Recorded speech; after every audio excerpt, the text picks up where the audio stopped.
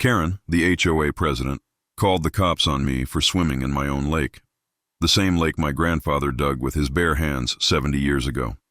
She fined me $1,000 for unauthorized water activity. She thought she could break me, but she didn't know who she was dealing with. Before Karen and her HOA army showed up, my life was quiet, the kind of quiet you can actually hear. Every morning, mist rose off the lake like ghosts waking from dreams. The water was so still you could see the sky's reflection clearer than the real thing. It wasn't just a lake to me, it was legacy. My grandfather dug it with a borrowed bulldozer back in 1952, carving peace out of pine and clay long before anyone thought about property lines or HOA rules.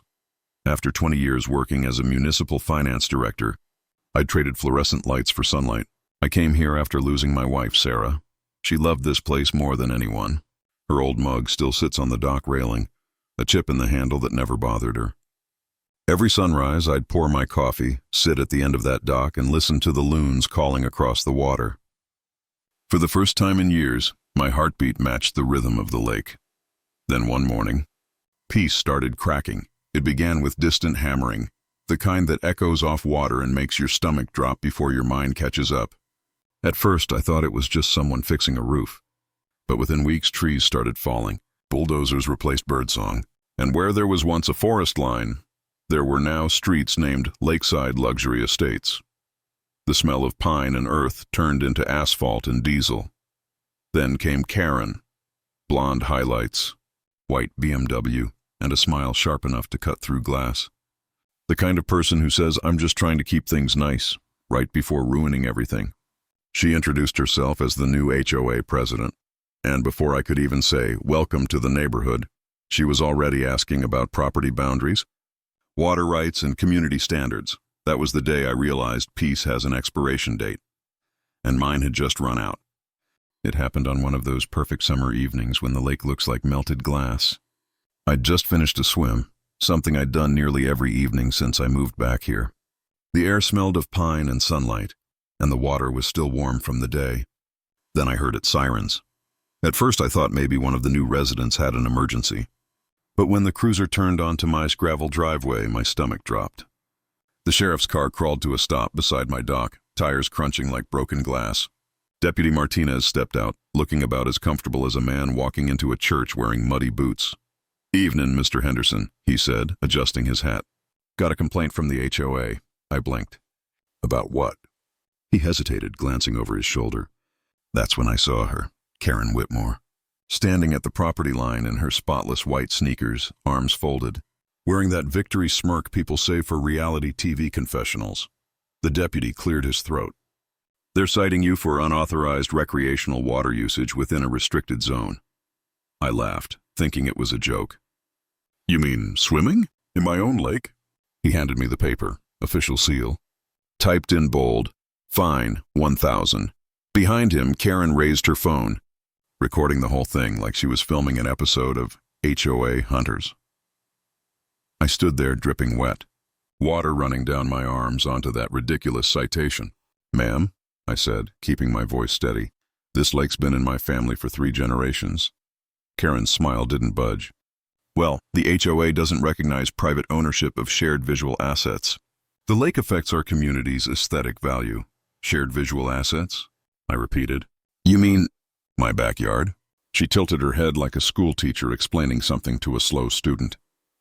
"Rules are rules, Garrett. You'll learn." I watched the sun sink behind the trees as the deputy drove off, leaving me standing barefoot on my dock, holding a $1,000 fine for the crime of touching water I owned.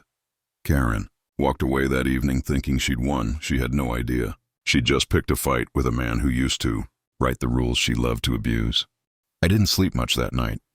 The fine sat on my kitchen table like a bad joke printed on expensive paper. Outside, the moonlight shimmered across the lake, my lake, and for the first time it didn't look peaceful. It looked violated. Most people, when they get bullied by bureaucracy, either fight in anger or give up. I'd seen both, back when I worked for the county. 20 years as a municipal finance director teaches you a lot about how power actually works. And if there's one thing I learned, it's that power doesn't always wear a badge or sit behind a judge's bench. Sometimes it wears pearls and runs an HOA meeting. Back in those days, I used to audit city budgets, chase down shady contractors, and clean up financial messes that made the evening news. I'd sat through more public hearings than I could count, watching people crumble under rules they never knew existed. Most never realized how easy it was to turn those same rules around if you understood the fine print. That's when I smiled for the first time. Since the citation, Karen had no idea who she'd find. I pulled out the old file cabinet I'd sworn I'd never open, again in my professional graveyard. Stacks of county codes, state regulations, and property law cases. Dusty binders full of legalese that used to give me headaches. I started reading through them like they were a thriller novel. By 2 a.m., I found exactly what I was looking for. A half-forgotten clause buried in a state property ordinance. It was a simple line, one most people would skip over without a second thought. But to me, it was a loaded weapon wrapped in legal jargon.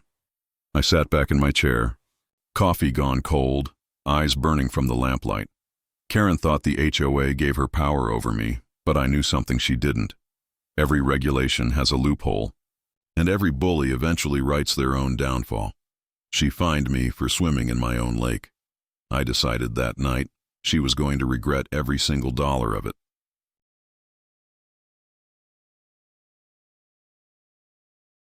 The next morning, I put on my old county badge lanyard, not for authority, just for motivation. It reminded me who I used to be before grief made me soft. Karen thought I was some quiet widower in a lakeside cabin. She had no idea I'd spent 2 decades dismantling financial empires built on arrogance and bad math. I started with public records. Every HOA in the state has to file annual budgets, maintenance contracts, and board meeting minutes. Most people don't know those documents are public record, or that they can be weaponized if you know what you're looking for. So I drove to the county clerk's office. The smell hit me first, that mix of old paper, toner, and institutional coffee that never really leaves a place. The clerk, a tired woman named Doris who'd been there since the Reagan administration, looked up as I walked in. "Garrett Henderson," I said, flashing a smile. "Research request." "Lakeside Luxury Estates HOA." She raised an eyebrow. "That's Karen Whitmore's group, isn't it?" "Unfortunately," I replied. Doris chuckled. "Good luck with that one." 3 hours and 100 pages later, I hit pay dirt. The HOA's landscaping contract, $45,000 a year, was awarded to Whitmore Outdoor Designs, Karen's husband's company. No competitive bidding, no transparency. Another contract showed her cousin's pool maintenance business billing $30,000 a year for a pool that was open only 5 months. I leaned back in the metal chair, smiling. "You've been busy, Karen, but I wasn't done." I visited neighbors one by one, pretending I was just being friendly. It didn't take long before the complaints started pouring out like floodwater. Janet, a retired teacher, showed me her $200 fine for a non-compliant bird bath. Bob, an accountant, got written up for leaving his trash cans visible for 30 minutes too long. And Lisa, the engineer down the road, had been fined $500 because her mailbox paint clashed with the community aesthetic. Karen's reign of petty terror was legendary, and every story I heard added another log to the fire building inside me. That night, I spread all the papers across my dining table. Contracts, complaints, financials, the whole crooked empire laid bare. I highlighted inconsistencies, circled signatures, connected dates. Every line told the same story: power abused for profit. And that's when the idea hit me: bold, clean, and perfectly legal. If Karen wanted to play with rules, I'd make her choke on them. She fined me $1,000 for swimming in my own lake. I was about to raise her HOA fees by $5,000 and make her thank me for it. It didn't take long for Karen to notice that I wasn't intimidated. Bullies can smell resistance the way sharks smell blood. 3 days after I started digging, she struck back, hard. The first shot came disguised as a routine inspection. I was on my porch drinking coffee when a county pickup rolled up my driveway, gravel spitting under its tires. Out stepped a man in an orange vest, clipboard in hand, and an attitude that didn't match his pay grade. "Sir, we've had reports of unpermitted construction near your shoreline," he said. I almost laughed. "You mean my dock? The one that's been there since 2008? He shrugged. "Anonymous complaint." "We got to check." Behind him, parked neatly at the property line, was Karen's white BMW. She wasn't even pretending to hide anymore, just sitting there, sunglasses on. Phone camera pointed straight at us like she was filming her own victory parade. That set the tone for the next week. Monday, a fire marshal stopped by about illegal bonfires. Tuesday, the county health department showed up to test my well water. Wednesday, a letter arrived saying I was under investigation for running an unlicensed fishing business. Each one anonymous, each one pure harassment. It wasn't just about the fines anymore. Karen wanted to exhaust me, drown me in paperwork until I broke or sold the land, but what she didn't realize was that this was my world. Bureaucracy was my battlefield. Every complaint she filed left a trail. Every bogus report created documentation, and I was collecting it all. By the end of the week, I had a folder 2 inches thick labeled Karen's Greatest Hits. I started marking dates, cross-referencing officials, logging every visit and phone call. It wasn't evidence yet, but it would be. On Friday evening, while Karen was probably toasting her latest win with a glass of overpriced wine, I found something she'd missed, a single clause buried in the HOA charter that turned the game upside down. It was short, almost invisible. Any property within 1,000 feet of subdivision boundaries may petition for association membership. I read it twice, then smiled. Karen had no idea. By next month, I wouldn't just be her neighbor, I'd be her boss. When I found that clause, I felt something shift. Not the dramatic thunderbolt of a movie, but the steady click of a lock snapping into place. It was procedural, boring, and absolute. Any property within 1,000 feet of subdivision boundaries may petition for association membership. My 4 acres fell inside that ring by a narrow margin. By paper, I could become a voting member. By math, I'd own a block of votes that mattered. I didn't celebrate with fireworks. This wasn't about gloating. It was methodical. I called Patricia, an old colleague's colleague, who'd left municipal law to fight crooked boards. Patricia's voice over the phone sounded like someone who smelled trouble and liked the aroma. "Don't do anything rash," she told me. "Do everything legal. File your membership. Gather witnesses. Prepare your motions. When you play by the rules, they can't scream unfair without looking dishonest." So we built a checklist, the kind I used to hand to junior auditors when I wanted to scare them straight. First, prepare a clean membership application with certified copies of my deed, survey, and the exact coordinates proving I was within the 1,000-foot zone. Second, notify the county and request the HOA's meeting calendar and emergency meeting protocols. Third, compile every financial irregularity, every anonymous complaint, every inspector's visit, and timestamp them. Fourth, recruit allies, not angry people, but reasonable residents who'd been financially or emotionally bruised by Karen's rule. Recruiting allies felt like tending a delicate garden. People were afraid of fines, retaliation, petty rule changes. So I listened more than I spoke. Janet, the retired teacher with the birdbath fine, wanted fairness more than revenge. Bob, the numbers guy, pointed out how an audit could force transparency. Lisa, the engineer, agreed to testify about unpermitted drainage changes that affected my shoreline. Each person added credibility, not drama. Patricia prepared motions that read like a blueprint for governance reform. We would petition for membership, demand an independent audit of HOA accounts, and request an emergency special meeting to vote on board procedures and suspension of fines pending review. The key was timing. File the petition close enough to the scheduled HOA meeting that the board couldn't wiggle out with technicalities, but far enough ahead to force public notice. It was a legal chess move, one step ahead, with a clear path to checkmate. When I handed Janet her first copy of the petition, her hands trembled. "What if she retaliates?" she whispered. I offered the only answer that mattered. "Then we document it." That's how you win. Not with noise, but with receipts. We had the paperwork. We had witnesses. We had the clause that let me sit at the same table as Karen, with the power to change budgets and remove board members. The plan felt ridiculous in its neatness, like watching a well-oiled machine you'd secretly built for months. The only thing left was the meeting, the place where rules either protect the powerless or become weapons. I slept poorly that week, not from fear, but from anticipation.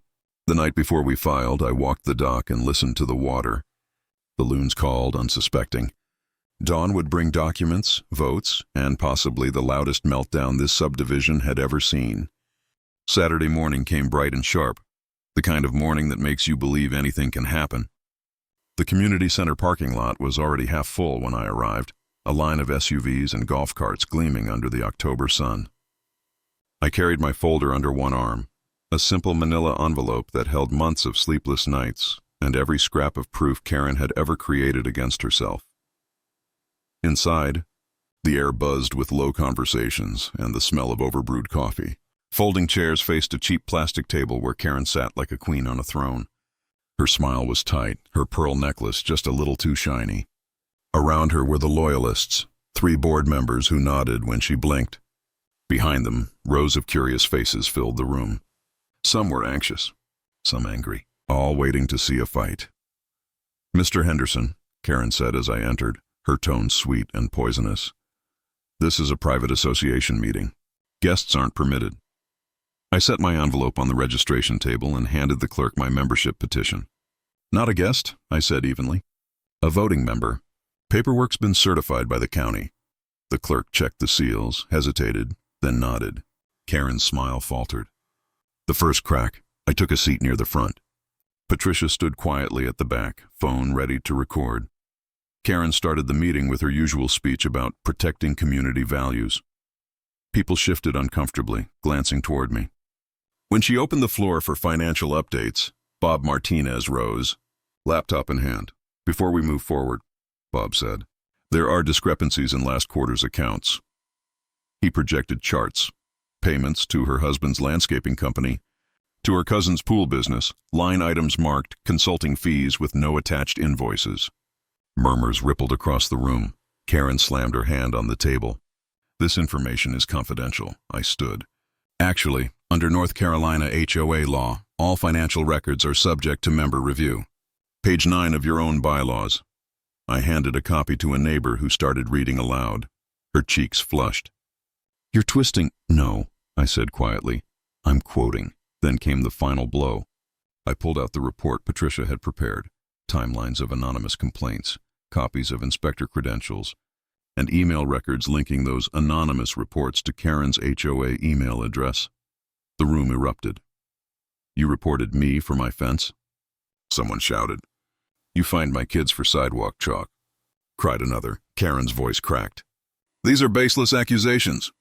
Patricia stepped forward, her tone calm and surgical. "The board is required to address credible evidence of misconduct.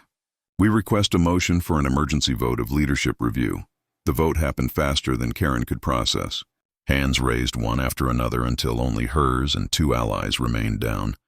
Her composure snapped. "This is harassment. You can't—" "Motion passes," Patricia said. "Effective immediately. Mrs. Whitmore is suspended pending audit review." The room fell silent except for the whir of a ceiling fan. Karen stood frozen, the paper trembling in her hand. I walked to the table and placed a second document beside her. "You fined me $1,000 for swimming in my own lake. According to the HOA's revised budget schedule, board infractions carry financial penalties proportional to member fines. That's 5 times the rate you imposed. $5,000 due to the Association for Misuse of Authority." Someone gasped. Someone else laughed softly at first, then louder. Karen's face drained of color. "You can't fine me." "Sure I can," I said. "Rules are rules, remember?" Her chair scraped as she stood, muttering something about lawyers and lawsuits, but nobody followed. The crowd was done. When the meeting adjourned, neighbors came over, Janet, Bob, Lisa, all smiling in disbelief. Outside, sunlight bounced off the lake, bright and blameless. I looked back once to see Karen still standing alone at the table, her perfect posture sagging under the weight of the same paperwork she'd once used as a weapon. For the first time since this war began, the silence felt like peace again. The following week felt eerily quiet. No inspectors, no envelopes marked urgent, no BMW idling at the edge of my driveway. The lake was still again, its reflection smooth as polished steel. For the first time in months, the only sounds were the wind and the loons calling at dusk. But calm didn't mean nothing was happening. Paperwork was moving faster than gossip. Patricia filed the audit requests on Monday morning. By Wednesday, the county compliance office had opened an investigation. The The same clerks who used to rubber stamp Karen's letters were now digging through her accounts with forensic precision. Bob's spreadsheets became evidence. Janet's notes became witness statements. Lisa's drainage maps proved the environmental violations. Everything Karen had dismissed as petty complaints turned into official documentation stacked high on a county desk. Friday, I got a call from Deputy Martinez, the same man who'd handed me the original swimming fine. "Just thought you'd want to know," he said, a smile in his voice. "County prosecutor's office is pressing charges. Embezzlement and falsifying financial records." I didn't cheer. I just sat on the porch watching sunlight scatter across the water and felt something heavier than satisfaction settle in my chest. It wasn't joy, it was release. Karen's empire collapsed faster than it was built. The HOA board voted to remove her permanently, rescinded half her fines, and froze her family's contracts pending legal review. When she finally moved out, the white BMW rolled past my mailbox without a glance. No words, no confrontation, just a hollow silence that said everything. In the weeks that followed, neighbors who'd barely spoken began stopping by. Janet brought homemade bread. Bob came over with fishing gear. Lisa helped me repair the old dock. For the first time, people treated the lake as something shared in spirit, not ownership. One evening, as kids splashed near the shoreline, Bob laughed and said, "Guess the HOA finally learned what transparency means." "Guess so," I replied. "Sometimes you fix a system by letting it expose itself." Karen's case made the local news, but I didn't watch the broadcast. I'd already seen the ending. Paperwork, signatures, quiet justice. When the wind shifted that night, the smell of pine and water carried through the air again. Clean, uncomplicated, peaceful. The fight was over, and somehow that felt better than any revenge could. 6 months later, the lake looks almost the way it did before everything started. Mornings bring mist curling across the water, and the old dock creaks the same way it did when my grandfather built it. The difference isn't in the view, it's in the people. On Saturdays, kids fish off the edge while their parents talk about gardens and weather instead of fines. The HOA meetings are open now, held at the same community center where Karen once ruled with a gavel. There's coffee, laughter, and a budget spreadsheet that everyone can actually read. Bob keeps the numbers honest. Janet takes minutes with a teacher's precision. Lisa manages repairs the right way, with permits filed and drainage checked. When they asked me to take a board seat, I said no. I told them I'd rather keep the lake clear and the coffee hot. My job now is reminding everyone what happens when power stops serving people and starts feeding itself. Karen's trial ended quietly. She took a plea deal, repaid what she could, and vanished from the county map. I didn't attend the sentencing. Paperwork handled it better than any speech could. Sometimes I sit at the dock at sunset, coffee cup in hand, listening to the same loons that once marked my solitude. The lake doesn't care who owns the shore. It only mirrors what's around it. Peace when there's peace. Storms when there's trouble. If you've ever had your own Karen trying to control what's yours, remember this. Rules aren't weapons if you learn how to use them right. Justice doesn't always roar. It often whispers through good records, calm persistence, and a well-timed signature. Now, if you'll excuse me, I've got some swimming to do. No fines this time, just freedom.